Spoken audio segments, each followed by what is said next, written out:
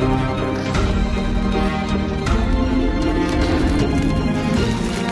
Friends, स्वागत है आप सभी का हमारे चैनल फॉर एग्जाम पावर में। फ्रेंड्स, आज के इस वीडियो में अभी हम लोग देखने वाले हैं 12th क्लास ज्योग्राफी का यानी भूगोल का 15 इंपॉर्टेंट प्रश्न। ठीक है, और ये जो 15 इंपॉर्टेंट प्रश्न है आपके फाइनल एग्जाम के लिए काफ़ी महत्वपूर्ण है। तो इस वीडियो को आप शुरू से अंत तक जरूर देखिएगा और सभी प्रश्नों को आप अच्छे से याद कर लीजिएगा। ठीक है, और आपको इन सभी प्रश्नों का फ्री में PDF चाहिए तो डिस्क्रिप्शन बॉक्स में टेलीग्राम चैनल का लिंक दिया हुआ है। आप टेलीग्राम चैनल को ज्वाइन करके आप वहां से आसानी से फ्री में PDF प्राप्त कर सकते हो। तो चलिए देखते हैं पहला प्रश्न।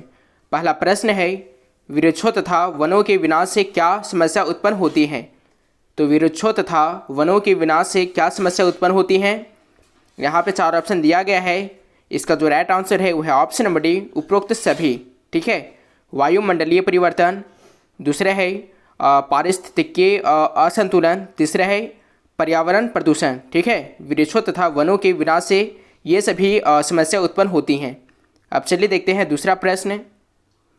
क्वेश्चन नंबर दूसरा है, विश्व में चाय का सर्वाधिक उत्पादक देश कौन सा है?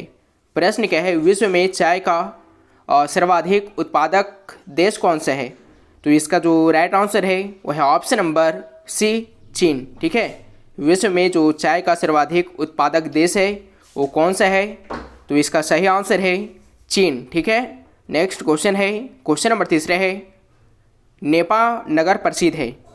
प्रश्न क्या है फ्रेंड्स, नेपा नगर प्रसिद्ध है तो नेपा नगर किस लिए प्रसिद्ध है? यहाँ पे 4 ऑप्शन दिया गया है। तो 3 का सही आंसर है ऑप्शन नंबर ये, अखबारी कागज़ उद्योग के लिए। ठीक है, नेपा नगर जो प्रसिद्ध है फ्रेंड्स वो है ऑप्शन नंबर ये, अखबारी कागज़ उद्योग के लिए। क्वेश्चन नंबर 4 है, निम्नलिखित में से कौन सा बंदरगाह पूर्व का द्वार कहलाता है? यहाँ पे प्रश्न क्या है, निम्नलिखित में से कौन सा बंदरगाह पूर्व का द्वार कहलाता है? तो 4 का सही आंसर है ऑप्शन नंबर डी, सिंगापुर। ठीक है, 4 का जो सही आंसर है फ्रेंड्स वो है option number D, Singapore.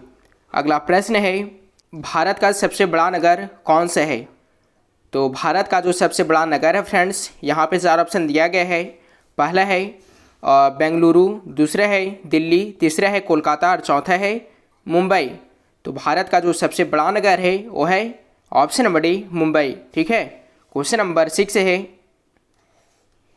Bharat में सीमेंट उत्पादन में सर्वप्रथम स्थान वाला राज्य है। तो भारत में सीमेंट उत्पादन में जो प्रथम स्थान वाला राज्य है फ्रेंड्स वो कौन सा है? तो 6 का सही आंसर है ऑप्शन नंबर ये, मध्य प्रदेश। ठीक है, भारत में सीमेंट उत्पादन में प्रथम स्थान वाला राज्य है मध्य प्रदेश। अगला प्रश्न है, क्वेश्चन नंबर 7 है, सुनामी की उत्पत्ति का संबंध किससे है? प्रश्न क्या फ्रेंड्स, सुनामी की उत्पत्ति का संबंध किससे है? तो यहाँ पे पहला ऑप्शन है भूकंप, दूसरा है ज्वालामुखी, तीसरा है भूस्खलन और चौथा है बाढ़। तो 7 का सही आंसर है ऑप्शन नंबर ये, भूकंप। ठीक है, 7 का सही आंसर है ऑप्शन नंबर ये, भूकंप। अगला प्रश्न है यानी 8 नंबर क्वेश्चन है, भूगर्भ जल का मुख्य स्रोत क्या है? तो 8 का सही आंसर है ऑप्शन नंबर ये, वर्षा जल। ठीक है, भूगर्भ जल का जो मुख्य स्रोत है फ्रेंड्स वो क्या है? वर्षा जल है।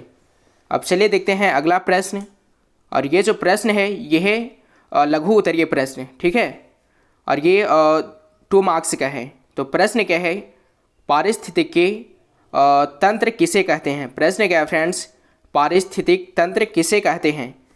आंसर क्या है फ्रेंड्स, सभी जीव अपने वातावरण के साथ एक विशिष्ट तंत्र का निर्माण करते हैं। ठीक है, जिसे पारिस्थितिकी तंत्र कहते हैं।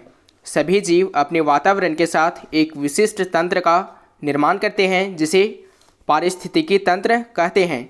जीवों और वातावरण के इस संबंध को पारिस्थितिकी कहा जाता है। जीवों और वातावरण के इस संबंध को क्या कहा जाता है? पारिस्थितिकी कहा जाता है। समुदाय का यह पूर्ण तंत्र जिसमें अजैविक घटकों तथा जैविक घटकों का पारस्परिक संबंध ही पारिस्थितिकी तंत्र का निर्माण करता है।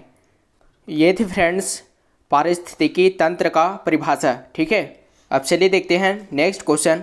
क्वेश्चन क्या है, विश्व की 50% जनसंख्या एशिया की किस पेटी में निवास करती है?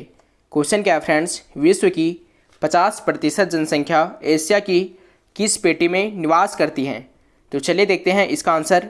आंसर क्या है, विश्व की 50% जनसंख्या एशिया की पूर्वी तथा दक्षिण पूर्वी भाग में निवास करती हैं। ठीक है, विश्व की 50% जो जनसंख्या है वो एशिया की पूर्वी तथा दक्षिण पूर्वी भाग में निवास करती हैं। एशिया के इन क्षेत्रों के अंतर्गत भारत की निचली घाटी व डेल्टा क्षेत्र, चीन के हांगहो आंग टीसी क्या क्षेत्र, जापान के पूर्वी क्षेत्र तथा पाकिस्तान, बांग्लादेश और इंडोनेशिया के क्षेत्र प्रमुख हैं। ठीक है, अब चलिए देखते हैं 11 नंबर प्रश्न। क्वेश्चन क्या है 11 नंबर, जापान का कोबे ओसाका क्षेत्र किस उद्योग के लिए प्रसिद्ध है? प्रश्न क्या है, जापान का कोबे ओसाका क्षेत्र किस उद्योग के लिए प्रसिद्ध है? तो यहाँ पे आंसर दिया हुआ है। आंसर क्या है, जापान को कोबे ओसाका क्षेत्र सूती वस्त्र के लिए प्रसिद्ध है। ठीक है, जापान के कोबे ओसाका क्षेत्र किस चीज़ के लिए प्रसिद्ध है? तो सूती वस्त्र उद्योग के लिए प्रसिद्ध है। ठीक है, ओसाका सूती वस्त्र उद्योग के उद्योग केंद्र को जापान का मैनचेस्टर भी कहा जाता है। ठीक है, ओसाका सूती वस्त्र उद्योग केंद्र को जापान का मैनचेस्टर भी कहा जाता है। अब चलिए देखते हैं 12 नंबर प्रश्न। क्वेश्चन नंबर 12 है, विश्व का अंतर महाद्वीपीय रेल मार्ग कौन सा है? तो यहाँ पे उत्तर दिया हुआ फ्रेंड्स। उत्तर क्या है, विश्व के प्रमुख अंतर महाद्वीपीय रेल मार्ग निम्न है। ठीक है, ट्रांस साइबेरियन रेल मार्ग, यह रूस में स्थित सबसे लंबा पार महाद्वीपीय रेल मार्ग है जो 87,000 किलोमीटर लंबा है। यह व्लादिवोस्टॉक से लेनिनग्राड तक विस्तृत है। कैनेडियन पैसिफिक रेल मार्ग, यह कनाडा में स्थित है जो कनाडा के पूर्व भाग के हैलिफैक्स शहर को पश्चिमी भाग में स्थित वैंकूवर शहर से जोड़ता है। ठीक है, क्वेश्चन नंबर 12 है, विश्व का अंतर महाद्वीपीय रेल मार्ग कौन सा है? उत्तर क्या है फ्रेंड्स 12 नंबर का, विश्व के प्रमुख अंतर महाद्वीपीय रेल मार्ग निम्न है। ट्रांस साइबेरियन रेल मार्ग, यह रूस में स्थित सबसे लंबा पार महाद्वीपीय रेल मार्ग है जो 8700 किलोमीटर लंबा है। ठीक है, यह व्लादिवोस्टॉक से लेनिनग्राड तक विस्तृत है। कैनेडियन पैसिफिक रेल मार्ग, यह कनाडा में स्थित है जो कनाडा के पूर्वी भाग के हैलिफैक्स शहर को पश्चिमी भाग में स्थित वैंकूवर शहर से जोड़ता है। अब चलिए देखते हैं नेक्स्ट क्वेश्चन। क्वेश्चन नंबर 13 क्या है, चाय के अंतर्राष्ट्रीय व्यापार को उन्नत बनाने हेतु किन्हीं 2 सुझाव का उल्लेख कीजिए। क्वेश्चन क्या है, चाय के अंतर्राष्ट्रीय व्यापार को उन्नत बनाने हेतु किन्हीं 2 सुझाव का उल्लेख कीजिए। तो आंसर क्या है फ्रेंड्स, चाय के अंतर्राष्ट्रीय व्यापार को बढ़ावा देने के लिए 2 सुझाव निम्नलिखित हैं। पहला क्या है, व्यापार शुल्क को कम करना। दूसरा है, विकसित देशों द्वारा निर्यात को बढ़ावा देने के लिए सब्सिडी पर रोक। ठीक है, अगला प्रश्न है, प्राकृतिक आपदाओं का वर्गीकरण कीजिए। क्वेश्चन क्या है फ्रेंड्स, प्राकृतिक आपदाओं का वर्गीकरण कीजिए।